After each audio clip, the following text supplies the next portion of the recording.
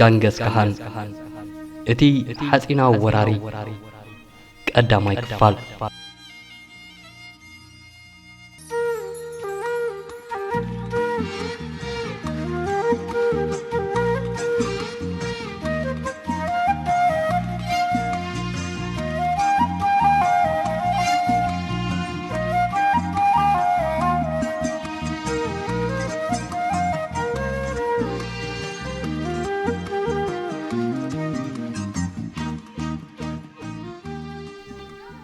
ስሙ ከም ፈጣሪ ሓደ ዓቢ ግዝኣት ይለዓል ብጭካኑኡን ምዝማውን ብዲፕሎማስያዊ ክእለቱን ጅግንነቱን ዘልዕልዎ እውን ኣይተረፉን ኩሉ ዝሰማማዓሉ ግን ምድርና ካብ ዝረኣየቶም ዝበለጹ ወረርቲ ምንባር እዩ ቅድሚ 800 ዓመታት ዓለም ካብ ዝረኣየቶም ዝዓበየን ዝበለጸን ሰራዊት ሃነጸ ብጥበብ ሰራዊቱ እናተሓባበረን እናመርሐን ከዓ ምድሪ ካብ ዝረኣየቶም እቲ ዝዓበየ ዝበሃል ንግስነት ፈጠረ ካብ እስክንድር ዓቢ ክሳብ ጁልየስ ቄሳር ካብ ናፖሊዮን ክሳብ ሂትለር ክበጽሕዎ ዘይከኣሉ ዕውትን በርቃውን ወረራታት ኣካይዱ እሞ ኸ ነዚ ኩሉ ከመይ በጽሖ ንሎሚ ኣብ ገጻት ታሪኽ ዛንታቲ ሓጺናዊ ፍጡር ዝተባሃለሉ ኣቦ ሞንጎልያ ጋንገስ ካህን እናልዓልና ከነውግዕና ነዚ መደብ ኣዳልየ ብምቕራብ ምሳኹም ዝጸንሕ ኣስመሮም ሃይለ ይኸውን ሰናይ ምክትታል እዚ ድምፂ ራድዮ ኤረና እዩ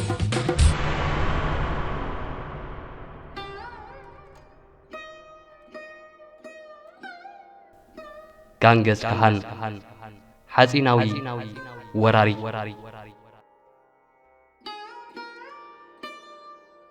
መጀመርያ ዓመታት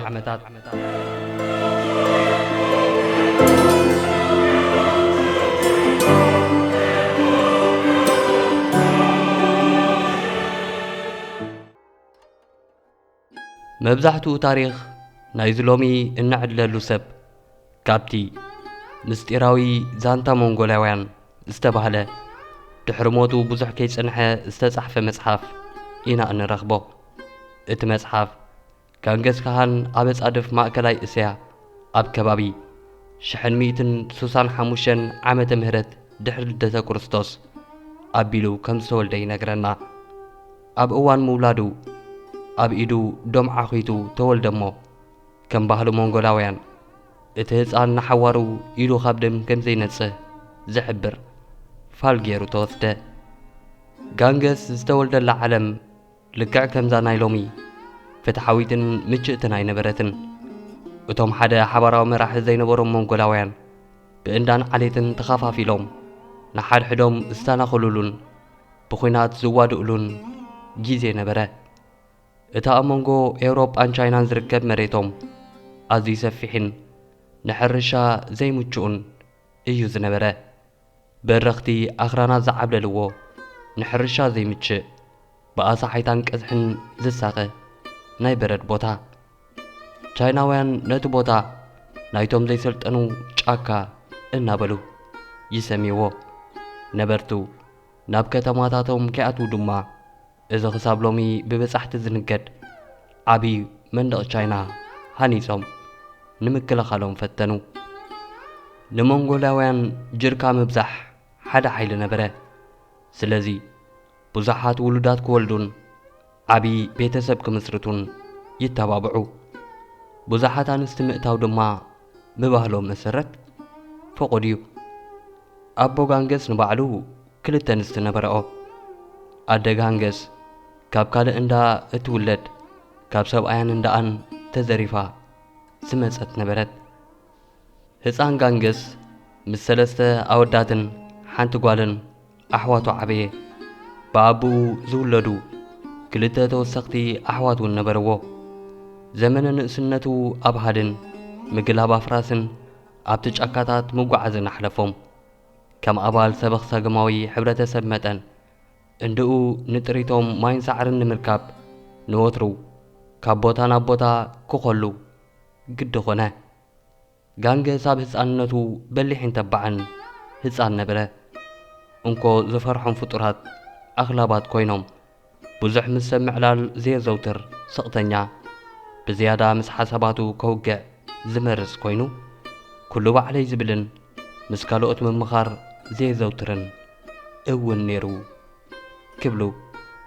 ብዛዕቡ ሰማራምሩ ይገልጽዎ። ኣብ ዕድመ ኮተቴነት ክበጽሕ እንከሎ ዳርጋ ንኹሉ ዝፈልጦ ሰብ ዓብ ሕልሚ ከም ዘለዎን ዓበይቲ ነገራት ክገብር ከም ዝደልን ጉልጽ ኮነ። ሕልሙ ካብታ ካብኣ ወፃኢ ካልእ ርዩ ዘይፈልጥ ዓለሙን እንድኡን ኣዝዩ ዝሰፍሕ ነበረ።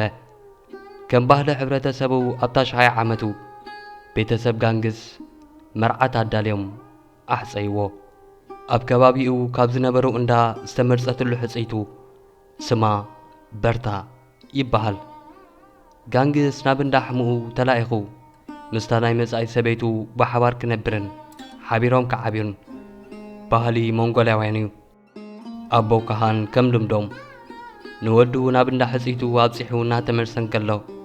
ታርታር ምስ ዝበሃሉ ዓሌት ኣብ መንገዲ ተራኸበ። እቶም ካብ ሃድን ዝመፁ ዝነበሩ መንገደኛታት እኽለማይ ቀሪቦም ጋበዝዎ። ኣቦ ካሃን ዕድሜዮም ተቐቢሉ ተመገበ። እንተኾነ ዝቐረቡሉ መግቢ ብመርዚ ዝተመረዘ ብምንባሩ ኣቦ ካሃን ድሕሪ 3 መዓልታት ሞተ። ናይ መጀመርያ ደም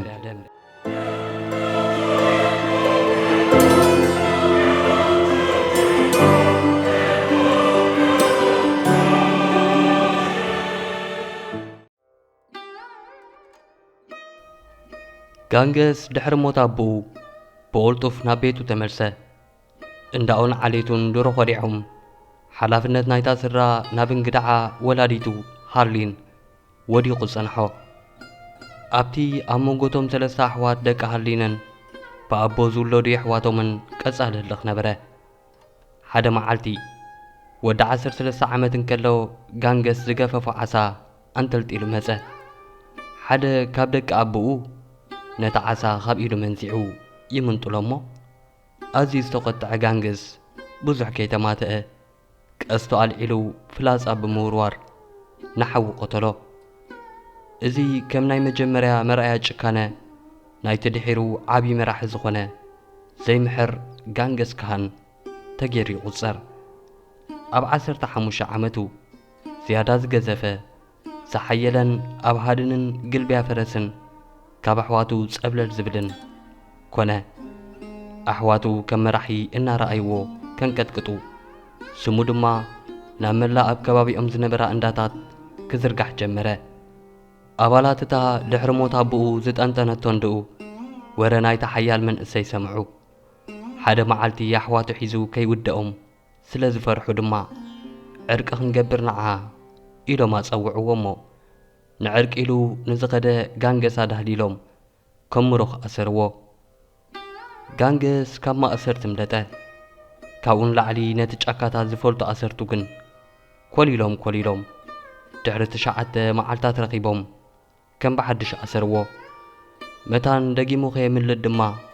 ብኽሳዱ ኣትዩ እንተላይ ንእዳው ዝቕርቅር ኣርዑታ እምበረሉ። ድሕሪ ገለ መዓልታት ብዋርድያታት ኣብ ዝተኸበ ኣግነት ተኣሲሩ እንከሎ ኣሰርቱ ግብጃ ገይሮም ክሰትዩ ጀመሩ እሞ ጋንገስ ገና ክሳዱን ኣእዳውን ብኣርዑት ተለቢዱ እንከሎ ንሓለውቱ ዋጥቂዑ ሃደመ። ኣብ መንገዱ ንዝጐነፎ ሩባ ገና ምስ ከቢድ ኣርዑቱ እንከሎ ሰገሮ። ኣብቲ ፋልማይ ዝተማረኸሎ ኣግነት ብዝበጽሐ ግን ሓደ ካብቶም ሓለውቱ ክሕዞ መጸ። እታ ኣጋጣሚ ጋንገስ ሓያል ጥራይ ዘይኮነ በሊሕ እውን ምዃኑ ዘመስከረሉ እዩ። ነቲ ክሕዞ ዝመጸ ሓላዊ ኣርዑተይ ፍትሓለይ ፈረስ እውን ሃበኒ፣ ከምኡ ኸይገበርካ ናብ ዝነበርክዎ ምስ ትምልሰኒ ግን ነቶም ጐይተትካ ምሳይ ተማሻጢርዩ ከህድመና ሓሲቡ ኢለ ክሕስወልካ እየ ብምባል ኣፈራረኾ። ኣብ መዘዝ ከይኣቱ ዝፈርሐ ኣሳሪኡ ነበር።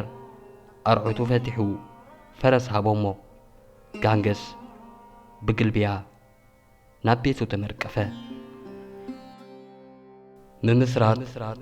ዝምድናታት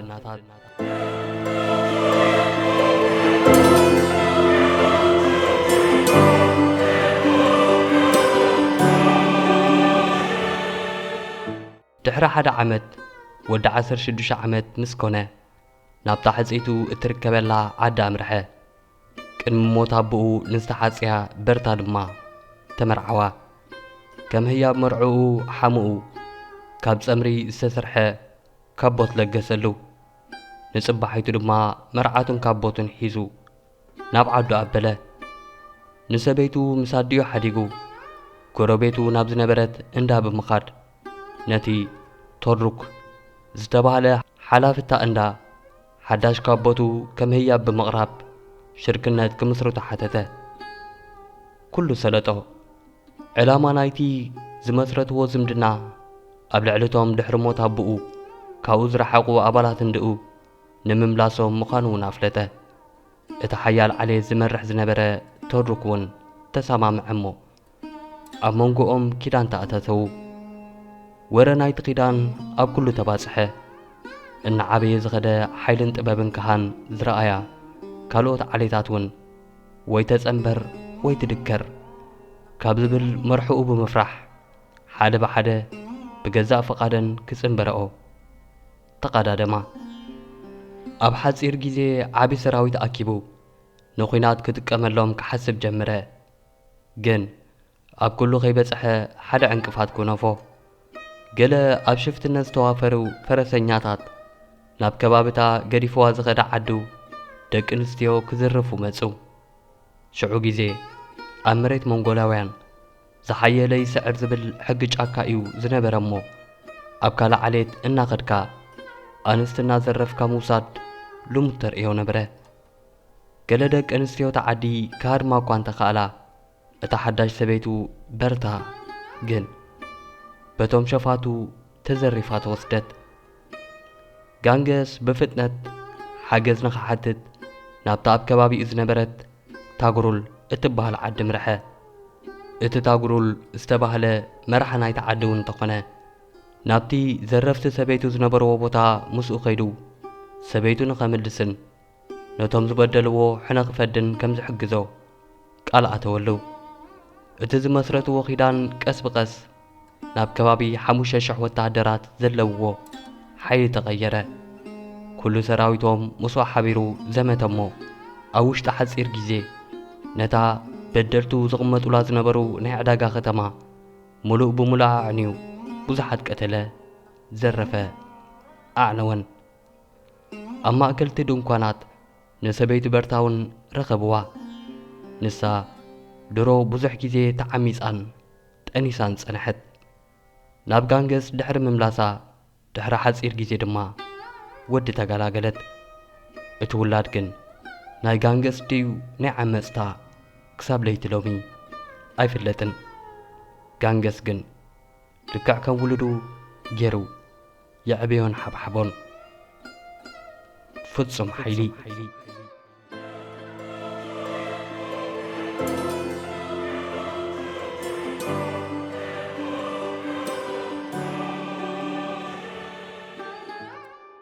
ድሕርቲ ኣብ ልዕሊ ጸላእቱ ዘብጽሖ ዕንወት ጋንገስ ሓይሉ መመዲሱ እናደለበን እናዓበየን ክደ ምስቲ ናይ ህፃንነት ዓርኩ ጃሙካ ዳግም ተራኺቦም ዕርክነቶም ኣሓደሱ እቶም ክልተ ኣዕሩኽ ብፍጹም ዘይፈላለዩ ንነብሶም ድማ ናይ ደም ኣሕዋት ኢሎም ዝጽውዑ ነበሩ ብሓባር ይበልዑ ብሓባር ይሰትዩ ብሓባር ይድቅሱ እዚ ብርቱዕ ፍቕሪ ንሰበይትን ኣደን ካሃን ብቕንዕ ክሕመሳ ገበረን ንኽፈላለዮኦም ድማ ብዛዕባ ጆሙካ ብዙሕ ዘጸልም ወረ ክነስሓ ጀመራ እንተስ ማዕደአን ሰሚዑ እንተስ ዓብላድ ባህርያቱ ኣገዲድዎ ጋንገስ ምስ ጆሙካ ዝነበሮ ዝምድና ከቋርጽ ወሰነ ኣብ 1985 ክልቲኦም ኣዕሩኽ ምስ ስድራ ቤቶም ከም ልማድ ሕብረተሰቦም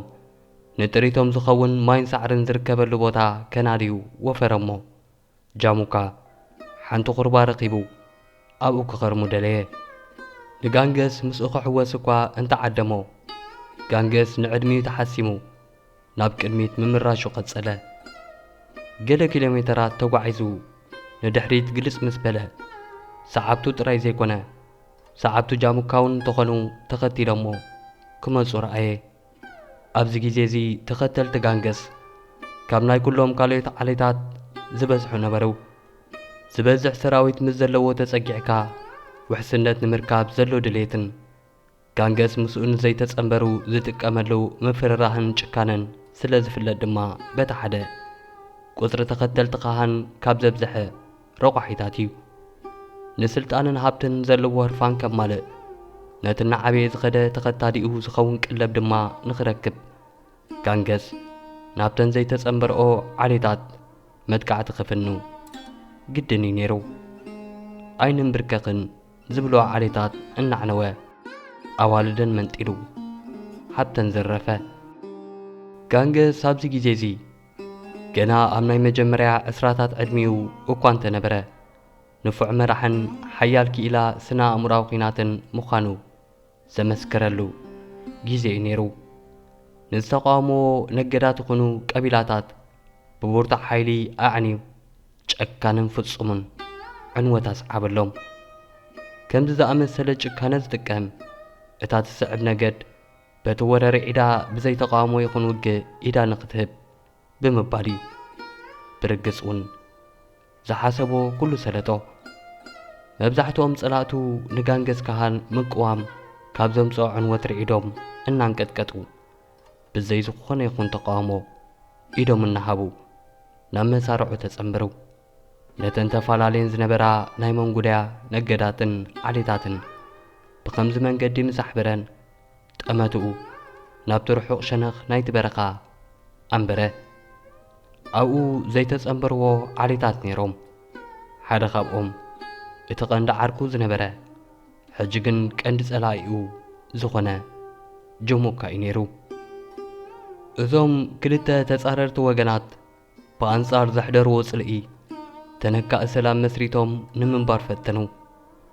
እንተኾነ ሓደ መዓልቲ ብመግሃጫ መሬት ክርክር ተላዕለ እሞ ሓደ ካብ ሰዓብቲ ካህን ንሓደ ካብ ተዋጋእቲ ጀሙካ ወቂዕ ቀተሎ በዚ ኣዝዩ ዝተቖጥዐ ጀሙካ ነቲ ካብ ናቱ ዝዓቢ ሰፈራ ካህን ብምጥቃዕ ግብረ መልሲ ንምሃብ ወሰነ በታ ሃንደበታውን በርቃውን መጥቃዕቲ ብዙሓት ሰዓብቲ ጋንገስ ክቕተሉን ሰብዓ ዝበጽሑ ካብ ላዕለዎት ሓለፍቲ ሰራዊቱ ክማርኹን ከኣሉ ኩሎም ተሳቂዮም ኣብ ማይ ተጠጢቖም ከም ዝቕተሉ ተገብረ ጋንገስ በቲ ዘጋጠሞ ስንፈት ኣዝዩ ጓህየ እቲ ዝሃነጾ ሰራዊት ከምቲ ዝሓለሞ ንዓብ ወረራ ብቑዕ ከም ዘይኮነ እውን ተጋህደሉ ብቕጽበት ናብ ሓደ ኣዝዩ ብርቱዕ ናይ ኲናት ሓይሊ ንኽቕይሮም ወሰነ እቲ ንሱ ዝሃነጾ ሰራዊት ዓለምና ክሳብቲ ግዜቲ ካብ ዝረኣየቶ ወራሪ ሰራዊት እቲ ዝበርትዐ ክኸውን ምዃኑ ግን ዝጠርጠረ ይነበረን ክቡራት ተኸታተልቲ ንጋንገስ ካህን እናልዓልና ንገብሮ ዘለና ወግዒ ንሎሚ ዝተፈቕደለይ ናይ ዓየር ሰዓታት ንኽዛዘሞ ኣይኽኣለንን ፍቓድኩም ኮይኑ ኣብ ዝቕጽር ሰሙን ካልኣይ ክፋል ሒዝና ክነውግዕ ቆጸራ ኹነልና ክሳብ ሽዑ ሸሎም